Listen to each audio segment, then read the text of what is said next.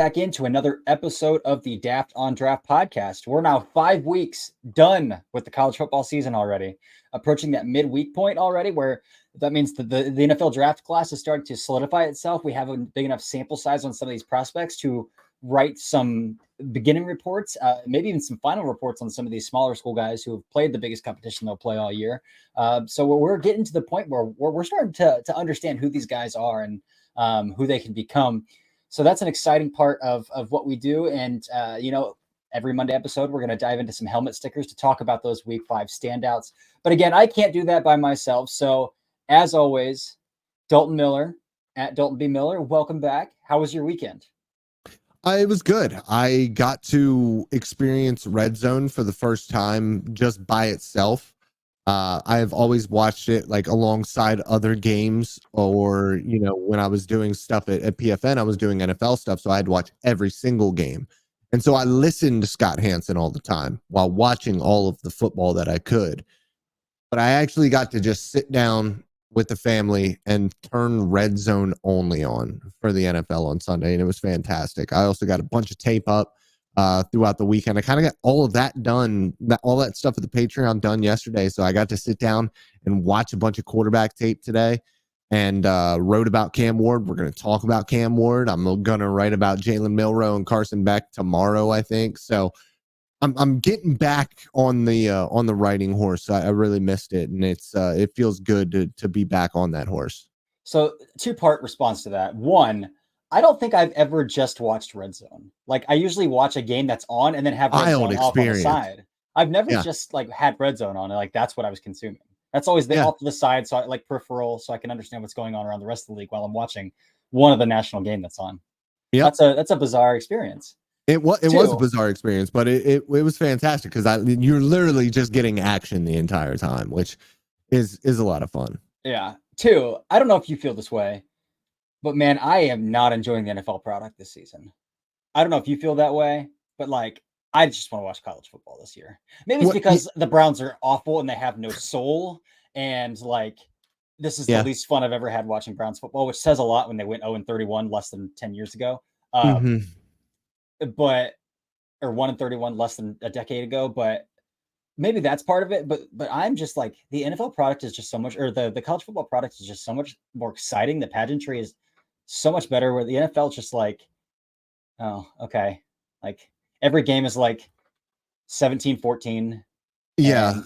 So this is like the first time I don't have to watch it. So I'm not watching as much NFL as I have in the past. And I am really focusing on college football on Saturday. And then I was kind of just watching a lot of tape on Sunday. And, by the time the NFL starts here at 6 p.m., and your boy likes to go to bed quite early. So I'm in bed by 9 o'clock anyways. So it doesn't really matter. I'll watch some of the bigger games, the game in 40 the next day, but that's about it. I'm not really consuming nearly as much NFL as I have in the past. And it feels fine for me. I'm having a lot of fun with college football. So let's get into it and start talking about it. Yeah. So obviously the big game that we talked a lot about last week, as well as Alabama, Georgia. Another big game was that Friday night game of Miami and Virginia Tech as well, which was a thriller, an absolute thriller, that came down to the wire to a Hail Mary that was called a touchdown, then reversed after a review that gave Miami the win. But in those 2 games itself are 3 quarterbacks really that we probably need to spend some time talking about. Just again, I think we are so starved to try to find a quarterback in this class. We are so starved. And I saw, I'm not going to say the name, but I saw a tweet from a guy who has a national job who said, hey man, this quarterback class is turning out to be a pretty good one. And I'm just like, I could not disagree more. No. I could not disagree more. And so like, we're just so starved for it. And we see, again, we talk a lot about the social media dopamine hits, and a lot of these quarterbacks are filled with the one in particular, the Miami quarterback that we'll spend some time talking about in particular. His dopamine hits are off the charts. Like the spectacular plays that he puts on tape are like amazing. If you are just watching like it's the Michael Penix last year for me. This was Michael Penix last year for me. If you only saw Michael Penix highlights, you thought he was the best deep ball thrower in the entire world. And then you watch every single throw that he puts out throughout a year, and you're like, wait, this guy's only hitting on about 55% of his deep balls, on target on about 55% of his deep balls. And so that's the way it is with quarterback play as well. And why I don't like to even adjust my rankings until I get at least 5 games, like a 5 sample size game where I can really dive in and see what is a trend. This guy might have sucked in this game at throwing a deep ball, but was he on target the other 4 that I don't have to that's really not that big of an issue. Maybe he had an off game. I don't understand. I don't get how we have some people who do weekly updates. It's like, that's too much at once. Like there's no way we can consume what we can do without having a huge body of work. But I think we have the problem 4 or 5 games on all these guys now. And I think that's a good enough to start talking about it a little bit. The problem with the media circus and 24-hour news cycles, you constantly need new stuff. Working an NFL job, I know this, you do power rankings every single week. I was doing positional rankings every single week last year. And it is very much a what have you done for me lately type of deal. And so if a guy has a huge game, we're shooting him up the rankings because that's what the people want to see. And it's really unfortunate because you can't really sit down objectively with a clear conscience and say, I don't know yet. Mm-hmm. I don't know how good these guys really are yet until I get a much larger sample size. I think we have, like you said, a decent sample size now to talk about some of these guys. And I think the 3 in particular that we're going to talk about, I think we have enough for the 1 for sure. And probably enough for 2 of them. And I think the 3rd one is what we really need to see more of. But even he has his own limitations. And let's just get down right to it because we got to do helmet stickers this episode too. Right, we're kind of beating around the bush here. Cam Ward, Miami's quarterback, a 5th-year guy, incarnate word to Wazoo to Miami. And he is Emmanuel Acho a couple of years ago talked about Justin Herbert being a social media quarterback. That is false, and it always has been false. Now, Justin Herbert may not have lived up to some of the hype that some people gave him. I mean, I thought he was a great prospect, but not an infallible one. And I think he's been a really good quarterback in a not so great situation sometimes in LA, but he's doing fine. He's not a social media quarterback because there aren't really the dopamine hits with him. If anything, I would like him to be more aggressive. Right. Yeah. No, Zach Wilson was a social media quarterback. Zach Wilson's theatrics at BYU are the reason why he was the 2nd overall pick. It wasn't because he was a good quarterback prospect, because he really, truly was not. It was a lot of heavy personnel, a lot of 50-50 balls leveraged away or right at defenders where his big 6'3", 6'4" wide receivers were able to high point the football. And he did a good job of not turning the ball over because he had 6'4" wide receivers who were able to high point the football. But he wasn't good in structure, and he was terrible in the red zone. And so we should have had these red flags, and we can't ignore those red flags. And we have the same red flags with Cam Ward. Now, Cam Ward is a supercharged version of Zach Wilson because he is the more explosive athlete, and he does give you more on the ground than Zach Wilson does. Now, he doesn't give you what Jalen Milroe does or Jaden Daniels or Lamar Jackson. He's not that type of athlete, but he is good enough to be a threat on the ground. The problem is he is very much a social media quarterback. Everybody talks about the heroics of that football game in this past week against Virginia Tech. Absolutely. He was great down the stretch. He made some unbelievable plays down the stretch to win them that football game. He was also partially responsible for the reason why they were trailing in that football game. He had 3 turnovers. He had 3 turnovers. 2 of which led to the ball being in his own territory, where like the defense forced, the Virginia Tech didn't get it on a 4th and short, and then I think they just kicked a field goal on the first possession of the game. They scored on the first possession of the game, but the defense only gave up like 10 total points off of turnover in that game. Yeah. So the first interception we'll talk about was cover 3 leverage. The corner was in cover 3 leverage, high and outside, and it was the same exact concept from the outside receiver as it was on the touchdown. That bang 8 route that he ran, that he made a fantastic throw on that first touchdown. That's exactly the throw that he needed to make on that exact play. But instead, for some reason, a corner with zone eyes in cover 3, he just thought that he could get the ball there, and the corner with zone eyes wouldn't see him throwing the corner route. Yeah. To Xavier Restrepo, and it was a horrific decision. And that wasn't even the worst interception he threw in that game, because again, in his own red zone, he threw a pass right to the apex player on a wheel route. And I just have no idea what he was looking at on that play, because there was nothing post snap. There was no post snap movement. There was no rotation. It wasn't a bait coverage. They were just matching the stack. Yeah. And he threw it right to the apex defender. These are inexcusable decisions from a fifth-year quarterback. On top of, and I wrote this in my article, he's got like a fumble in every game that he's ever played. He has 32 he does not career take fumbles. good care of the football. How many 32, is it? 32 career 32 fumbles. Career fumbles. And that's actually, there's probably more, because too. I have Fox Sports up. Fox Sport doesn't have his true freshman season in Carded Word charted, so it's 21 through 24. So his sophomore season in Carded Word, his 2 seasons at Wazoo, and then his one. Well, his I can tell you right exactly what it is, because I have it in this article that I wrote. Yeah. And he's lost 15 of those 32 in the last 4 years. And I think that drives me bananas, because like, people will try to, like, people say like, well, that's easy to coach out of a player, but it's his 5th year. It's clearly not easy to coach out of him. It's his 5th year and he's still doing this stuff. And yeah, that's his first fumble of this season. So like, maybe he deserves a little bit of grace, but like, for a player who lost 8 fumbles last year, I don't think he deserves a lot of grace for carrying the football like a potato down at his waist with one hand while he's trying to step up and navigate a murky pocket. It's irresponsible. It's completely irresponsible. And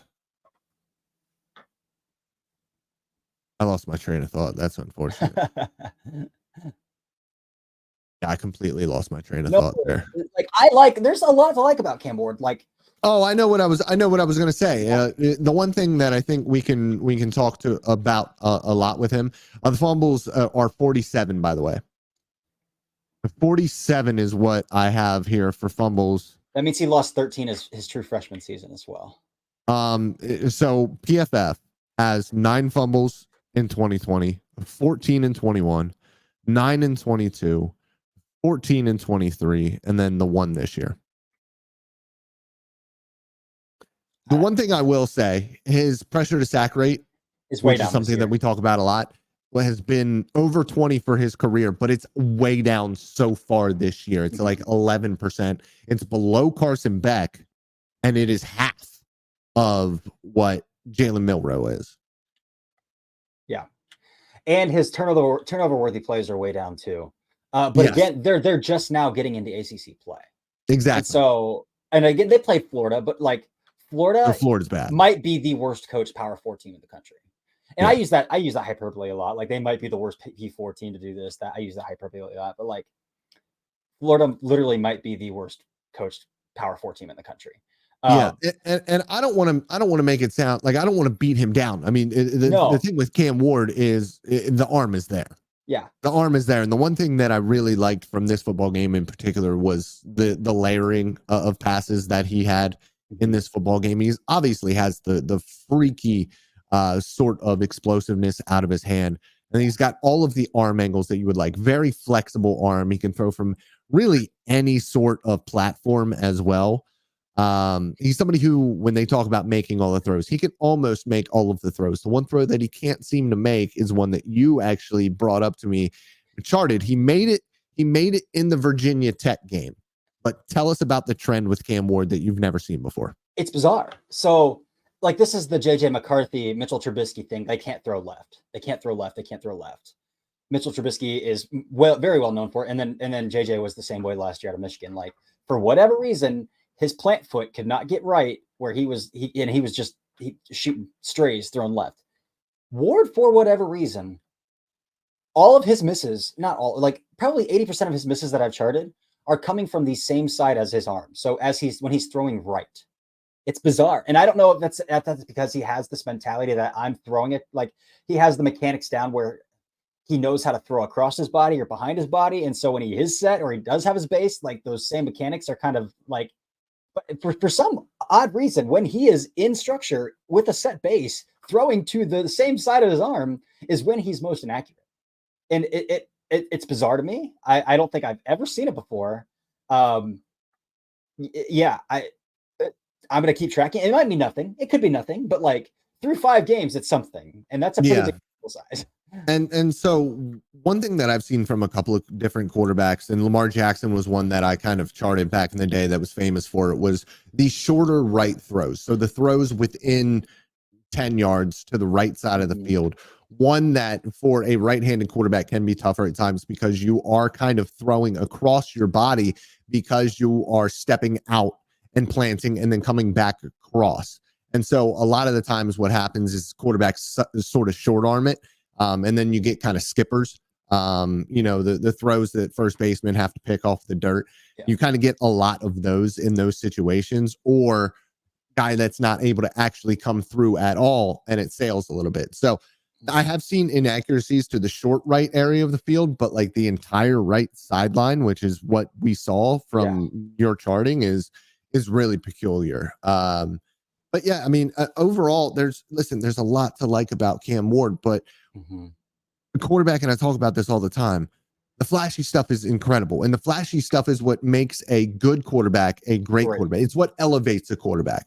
But quarterbacks at the NFL level are living 75 to 85% of the time within 2.5 seconds, getting the ball out from within the pocket, within structure. You have to be able to do it. And we're not seeing that with Cam Ward. Even now in Miami, it is a lot of stuff that we kind of saw with Justin Fields, where it's a lot of downfield, a lot of intermediate concepts, trying to hold the ball for a long time, get him opportunities to push the ball downfield because he can show off his arm.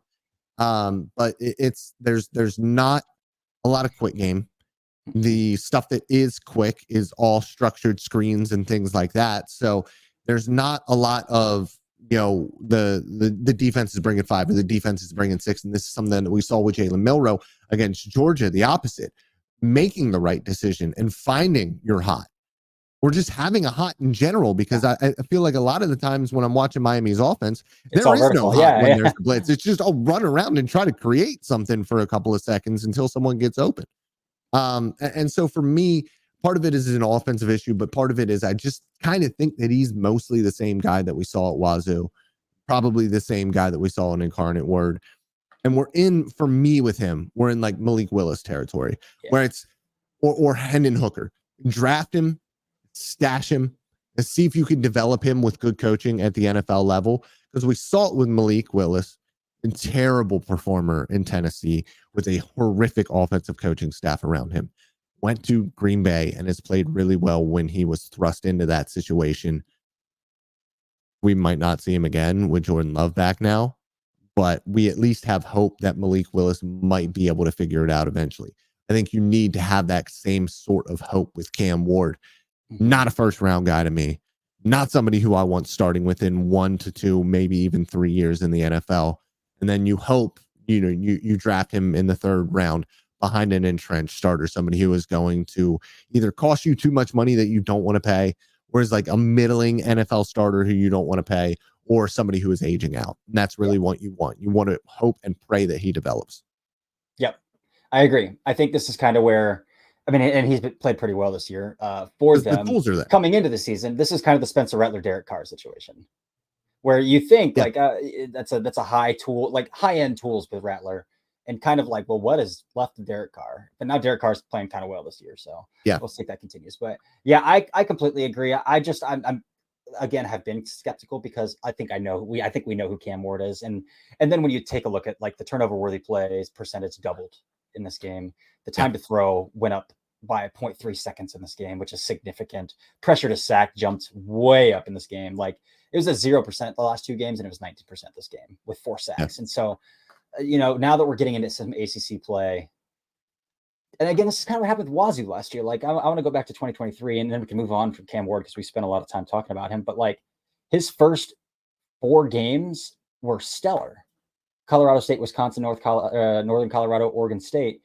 And then Oregon State is obviously Pac-12 play, but then he got into Pac-12 play, and it's pretty bad from there on out. As far as turnover-worthy plays are concerned, pressure to sack is through the roof in Pac-12 play. So, I mean, time to throw in most of these games is 2.8 or higher. So all of his interceptions came in the back half of the season last year. And the turnover or the big time throws is way down too. So it's just something to keep an eye on. But even if he goes out and torches teams, like it's how he's doing it. Like how that, like, people will point to Patrick Mahomes. It's like, you can't comp to the 1 out of 32 NFL quarterbacks who can do this thing. And Patrick Mahomes does it so sparingly. 85% of the time, Patrick Mahomes is getting the ball out of his hands because he knows what he's seeing pre-snap, post-snap rotation, and the ball's out of his hands. It is that 5% where he is doing the chaotic stuff that makes him incredible and potentially a historic quarterback. But Cam Ward lives in that 80% of the time. And that's where even like Caleb Williams is having a kind of a little bit of a rougher adjustment to the NFL, because Caleb Williams probably lived in it 65-70% of the time at USC. So we got to figure out how to do some stuff in structure. But I think maybe we should push the other two for after draft. I like that. Tomorrow's episode. I like that. So we'll talk about the other two for after draft, because we do need to get to helmet stickers. We talked about Cam Ward for quite a while, but we did. I just wanted to bring this up real quick. I wrote about Caleb Williams last year, and the way that he kind of shaped up against prospects like Joe Burrow and Trevor Lawrence. And I talked about the dangers of chasing the dragon, which is like chasing the Zach Wilson, chasing the big play. And I feel like that's kind of where we're at with Cam Ward overall. But let's get to helmet stickers, because it's an interesting one this week. But first of all, I just want to give a helmet sticker out. And I think we both want to give a helmet sticker out. And everybody in the world should give a helmet sticker out to Ashton Jeanty. Because I don't think we're going to give him one this week. But we can't keep giving those to the same guys. Yeah, the dude's the best player in college football, right? Well, not the best player, maybe Travis but Hunter, but the one of the two most impactful guys at their position in college football right now, just head and shoulders above what everybody else is doing at the position.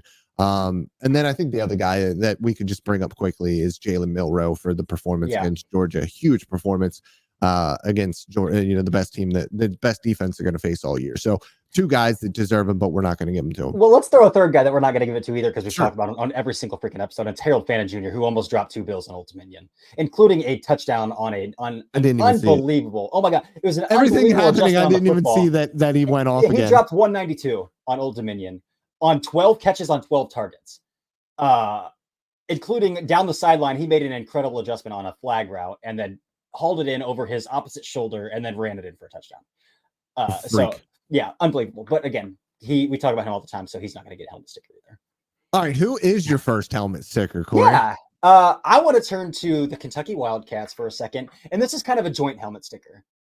The Kentucky Wildcats quarterback play is pretty bad. They've got Brock Vandegrift playing for him right now, a Georgia transfer, former 5-star recruit who just never saw the field at Georgia because of all the guys, Stetson Bennett, Carson Beck now, so he transferred out finally, and I think he's a 5th year already, and this is his 1st year starting, so he was at Georgia for a while, might be a 4th year. These 2 wide receivers won the game for Kentucky against Ole Miss, and I want to give a joint helmet sticker to Dane Key and Barryon Brown. So for one, Dane Key is 6'2" and 210 pounds, dude, and this dude's a good wide receiver, and for the first time, they really got targets all season with Kentucky, because again, quarterback play has kind of been abysmal. He had over 100 yards and a touchdown in this game. And then Barryon Brown, I think they could still do a better job. Again, might be the fastest player in college football. He's the wide receiver I chose for explosiveness in our build to prospect wide receiver.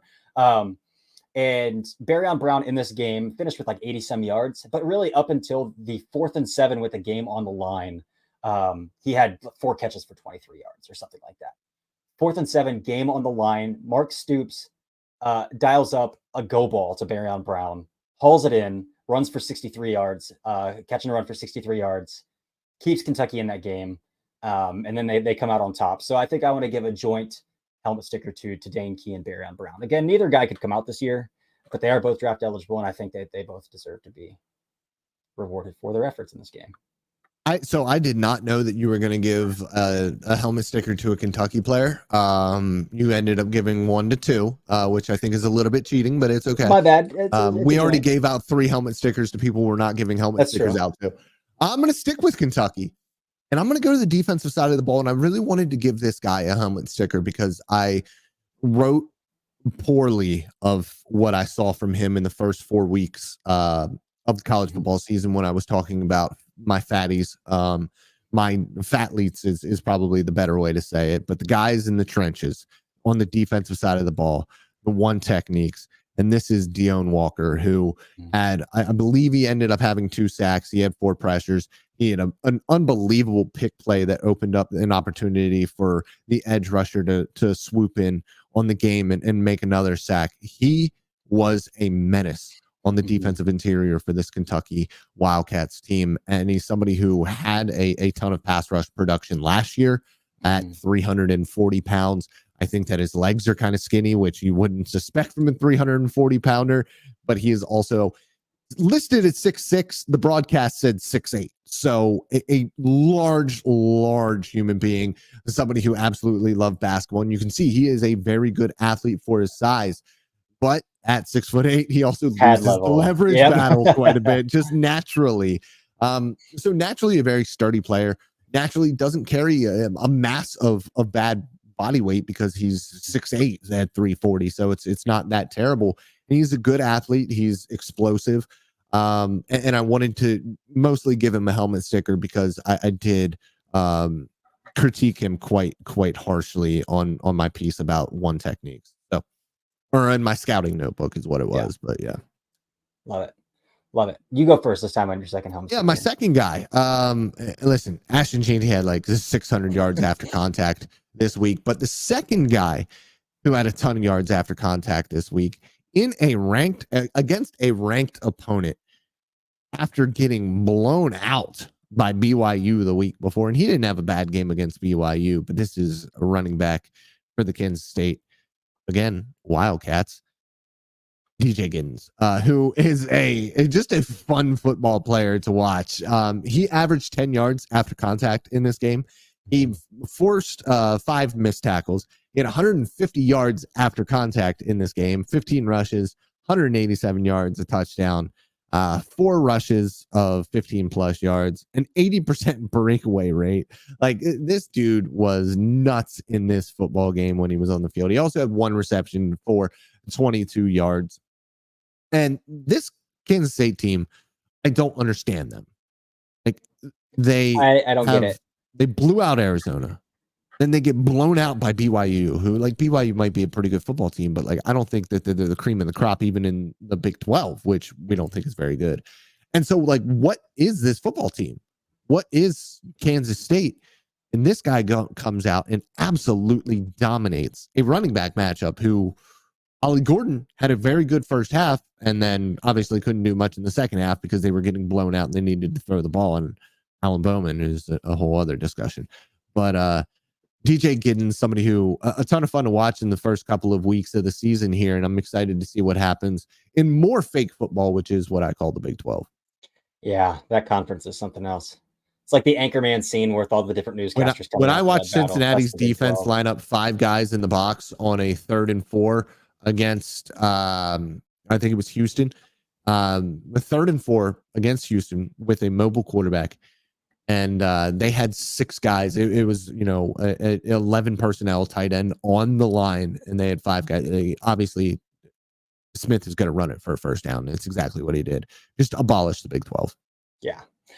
Well, speaking of Cincinnati, I also just realized all of my helmet stickers are from the cat family of their mascots as well. But that Cincinnati defense is where I'm going next for my next helmet sticker, Bearcats. And I'm going to go with defensive tackle Dontay Corleone here for my second helmet sticker. He's doing some nutty stuff. And we need to talk about a couple things because over the summer, this guy was medically shut down for having blood clots in his lungs. And he was a pretty highly ranked pre-draft defensive tackle coming in as an absolute wrecking ball against the run as a one tech who is incredibly difficult to displace, unbelievably difficult to displace. he's coming into this season now, and he's only played 4 games. He missed, I think, one or the first game of the season, and he's been able to play since then. And he is on a tear as a pass rusher, which is completely different than what we've known from Dontay Corleone. And he deserves to be mentioned for that. And in this game against Texas Tech, again, the Bearcats, they lost close from like 44-41 against Texas Tech. He had 4 total pressures in this game, 3 hurries, 3 tackles, 2 stop tackles. So 2 tackles that resulted in negative plays. And he's doing it all from one tech still. I mean, 41 of his 48 snaps that he played in this game are from one tech. And so that's not always the easiest thing to do compared to lining up over a guard and having a little clearer path to the quarterback. But Dontay Corleone has 16 pressures already this year. He had 17 all of last year, 16 all of his first season at Cincinnati as well in 2022.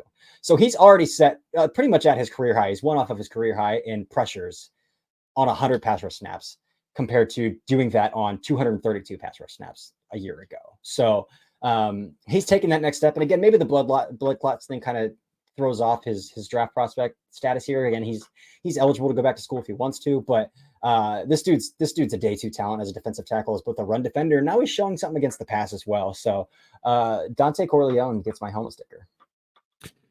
Yeah, he's a big boy. He's a meatball. Yeah, he's a meatball. He's very very round. Yes, very round. Yeah. 6'1". I mean, he's well leveraged naturally is what I like to call these guys. You move that guy out of the A gap. He is no. He is a lot of fun. My third one is the first time we are going this route. It's a specialist. Ooh. And it is a kicker for a team that lost. But I wanted to bring this up. Virginia Tech Hokies, John Love, kicked 2 50-yarders in this football game. And I want to bring up the 2 50-yarders he hit was a 52-yarder and a 57-yarder before half. And I want to bring up his stats. He has never missed an extra point. He is overall 63 of 63. He is 31 of 35 for career for field goals. And he's played mostly in the past 2 years. But he is 2 of 2 from 50 plus yards. Those were the first 2 50-yarders he has ever attempted. He is 9 of 10 from 40 to 49 yards. And then he is 11 of 13 from 30 to 39 yards. So this is a guy who is, I believe, in his final year of eligibility. And somebody who is really kicking the ball well. And I don't evaluate kickers. It's not something that I do. I don't care. Abolish kicking, in my opinion. But somebody who has been really accurate and was a big reason why Virginia Tech almost won this football game by nailing 2 50-plus yarders in this game. I love it. A little kicker dialogue's never hurt anybody. So I love it. I'm doing that all for my buddy Ollie at PFN because he is a Ollie Hodgkinson, huge kick. I mean, obviously he's from the UK, so he's somebody who likes kicking. So yeah, they do a lot of that over there with their Gaelic football and and their soccer and whatnot, their football. But my last helmet sticker, again, going to the Cat family, is a Nittany Lion, Penn State. So we had talked on our after drafts either last week or 2 weeks ago about how disappointing this edge class has kind of been. And one of those names has been Abdul Carter, who made the transition to full-time edge, was Dane Brugler's 2nd overall prospect coming into the season. If I'm not mistaken. So one or two, or he's either he was 2. Yeah, he was 2. Just because, again, he's a Penn State athlete, unbelievably explosive off the edge, super flexible. He's built in a lab. But through the first 3 games against 2 MAC schools, including that in West Virginia, 1 total sack. Not a lot of production. This game against Illinois, a game that Dalton and I talked a lot about last week as kind of an exciting matchup because we knew Illinois had an identity and we kind of thought Penn State were kind of frauds. He put the Penn State defense on his back in this game, and they won a 21-7 not really shootout in this game. And again, we can talk about this quarterback class and that quarterback that a lot of people want to hype up for his tools that just can't hit water if he fell out of a boat right now. And it's kind of the same thing from last year. But Abdul Carter in this game doubled his sack total. Tripled it actually. He had 2 sacks in this game, now up to 3 sacks on the year, 8 pressures. I don't know how you get 8 pressures against the offense. It's insane because they get the ball out quite a bit. Yes, they do. Yes, they do, including the game-sealing strip sack as well. Like a last drive of the game, there he had that strip sack that forced the ball back into Penn State Penn State's hands, obviously. So just unbelievable. 8 pressures, 6 hurries, 2 sacks, 4 stop tackles as well. Just like unbelievable production coming from him. So Abdul Carter, maybe this is a trend up. Maybe he's just now turning it on that they're in Big Ten play. We'll see if this is a step in the right direction. But Abdul Carter gets the last helmet sticker here. Yeah, man, he's a rocket ship. There's guys, and you see it a lot on the defense. Well, you don't see it a lot on the D. You don't see it a lot at all. But guys who can practically teleport to the ball when they are closing it, and he's one of those guys. And the other one is another Penn State guy, and he plays for the Dallas Cowboys. And so, yeah, I mean, just freak athletes that come to Penn State. That strength and conditioning program is elite. So those are the helmet stickers, and we talked about Cam Ward for about 15 minutes there. Yeah, so we did that. We're going to get to Jalen Milroe and Carson Beck in the next episode. We're going to get again to Ashton DT in the next episode of Daft or Draft. We will be back on Wednesday. I love you guys. Welcome to the NFL Draft.